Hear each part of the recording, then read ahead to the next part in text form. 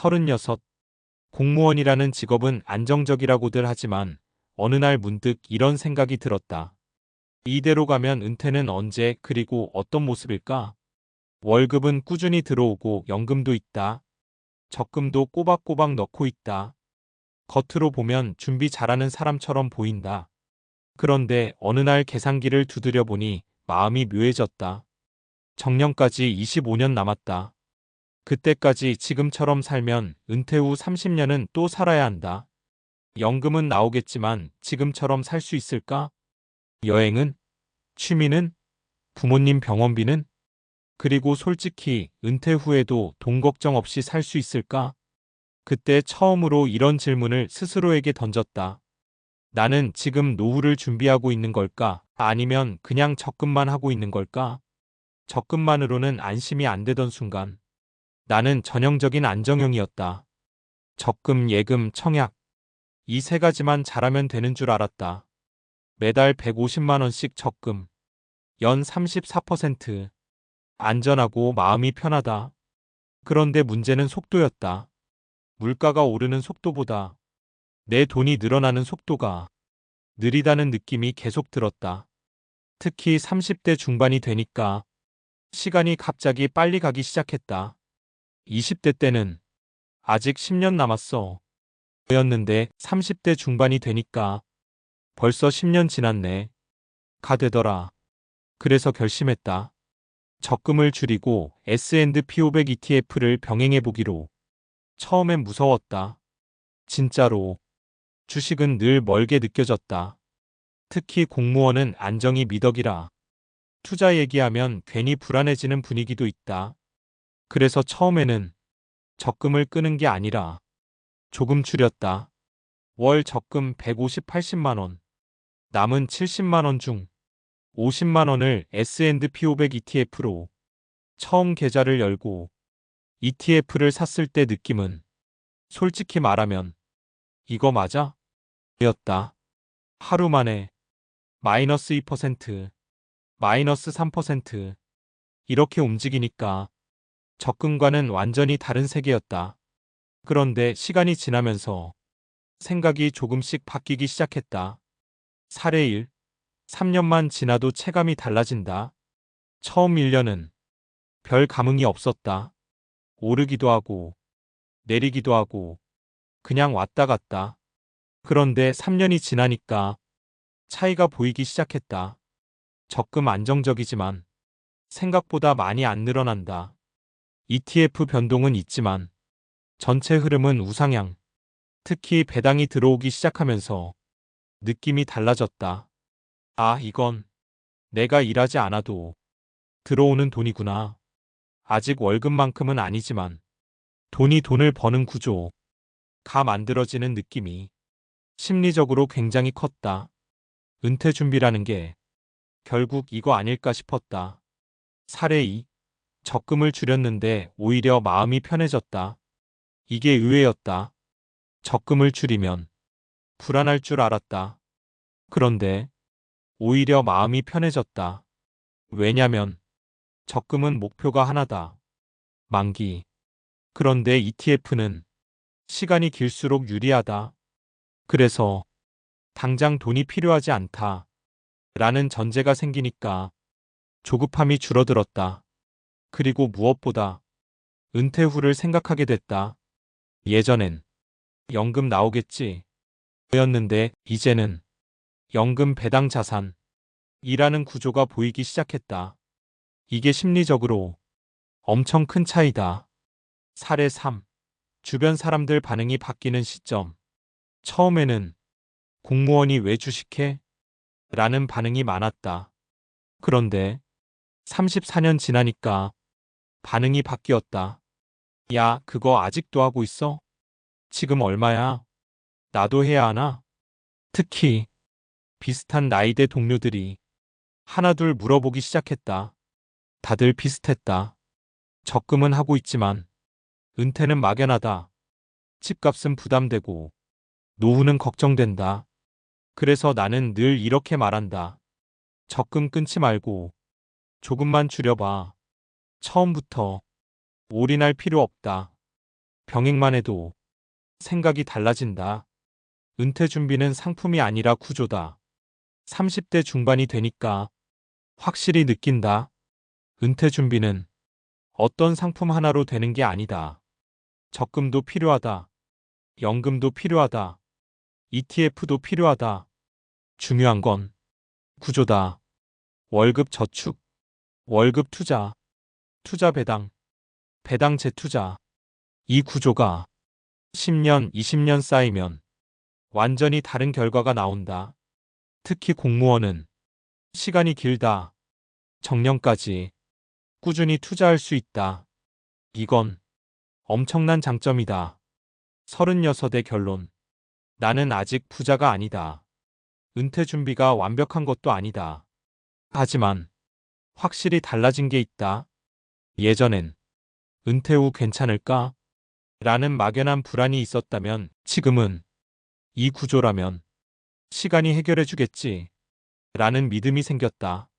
적금을 줄이고 S&P 500 ETF를 병행한 건 수익률 때문만은 아니었다. 은퇴 후에도 내가 선택할 수 있는 삶을 만들고 싶다. 그 마음 하나였다. 혹시 지금 비슷한 나이라면, 비슷한 고민을 하고 있다면 이 말은 꼭 하고 싶다. 적금을 포기할 필요는 없다. 하지만 적금만으로는 조금 부족할 수 있다. 은퇴는 어느 날 갑자기 오는 게 아니라 지금의 선택들이 쌓여서 만들어지는 거니까. 나도 아직 진행 중이다. 앞에서 이야기한 건 사실 감정에 가까운 변화였다. 막연한 불안 구조에 대한 이해, 조금의 확신. 그렇다면 다음 질문은 자연스럽게 이어진다. 왜 하필 S&P 500이었을까? 그리고 왜 적금 병행이 현실적인 은퇴 전략이 될 수 있을까? 이건 단순히 투자 취향의 문제가 아니라 시간 통계 인간 심리에 대한 이야기다. 장기 투자에서 가장 중요한 변수는 종목이 아니라 시간. 투자를 시작하면 대부분 어떤 종목이 좋을까? 를 먼저 생각한다. 하지만 은퇴 준비 관점에서는 핵심 변수가 다르다. 종목 기간. 이다. 금융공학과 자산운용 연구에서 가장 반복적으로 나오는 결론이 하나 있다. 장기 투자 수익의 대부분은 시장 전체 성장에서 나온다는 점이다. S&P 500은 미국 상위 500개 기업을 묶은 치수다. 단일 기업이 아니라 경제 전체의 성장에 베팅하는 구조다. 과거 100년 데이터를 보면 미국 주식시장은 연평균 약 7% 내외 물가 반영 후 수익률을 보여왔다. 여기서 중요한 건 7%가 아니라 시간이 길수록 평균에 수렴한다는 점이다. 1년은 예측 불가, 3년도 흔들린다. 하지만 15년, 20년이 넘어가면 개별 시점 리스크가 줄어든다. 공무원처럼 정년까지 20년 이상 남아있다면 이 시간은 엄청난 자산이다. 복리의 핵심은 수익률보다 지속기간. 많은 사람들이 수익률을 높이려 한다. 하지만 은퇴 준비에서 진짜 중요한 건 지속기간이다. 예를 들어 월 50만 원을 연 7%로 25년 투자한다고 가정하면 단순 합계 1억 5천, 복리 결과 약 4억 이상. 여기서 핵심은 언제 시작했느냐다. 10년 늦게 시작하면 결과는 거의 절반이 된다. 이건 투자 감각의 문제가 아니라 수학 구조의 문제다. 복리는 뒤에서 폭발한다. 그래서 30대 중반의 선택은 체감보다 훨씬 크다. 인간의 뇌는 변동성을 싫어하도록 설계되어 있다. 여기서 중요한 과학적 요소가 하나 있다. 행동경제학이다. 인간의 뇌는 손실을 이익보다 약 2배 크게 느낀다. 이를 손실회피 편향이라고 한다. 그래서 마이너스 5%는 크게 느껴지고 5%는 작게 느껴진다. ETF를 시작하면 초기에는 대부분 불안해진다. 이건 투자 성향 문제가 아니라 뇌 구조다. 그래서 적금을 완전히 끊지 않고 병행하는 방식이 심리적으로 훨씬 안정적이다. 현금성 자산이 있으면 시장 하락 때도 공포가 줄어든다. 공포가 줄어들면 중도 포기 확률이 낮아진다. 장기 투자에서 가장 큰 리스크는 시장 하락이 아니라 투자자가 중간에 그만두는 것이다. 이건 수많은 연구에서 반복 확인된 사실이다. 분산 투자는 수익보다 생존 전략, 은퇴 준비는 한 번의 성공이 아니라 오래 버티는 게임이다. 그래서 분산이 중요하다. 적금 변동성 낮음, ETF 성장성 높음, 연금 장기 안정, 현금 유동성. 이 네 가지가 서로 다른 역할을 한다. 특히 공무원은 연금이라는 강력한 기초 현금 흐름이 있다. 이 구조에서는 일부 자산을 성장 자산에 넣는 것이 오히려 전체 안정성을 높인다. 이걸 인적 자본 금융 자본 분산이라고 한다. 공무원 월급은 이미 안정적이다. 즉 채권 같은 역할을 한다. 그렇다면 금융 자산 일부는 주식 비중이 있어도 전체 포트폴리오 관점에서는 균형이 맞는다.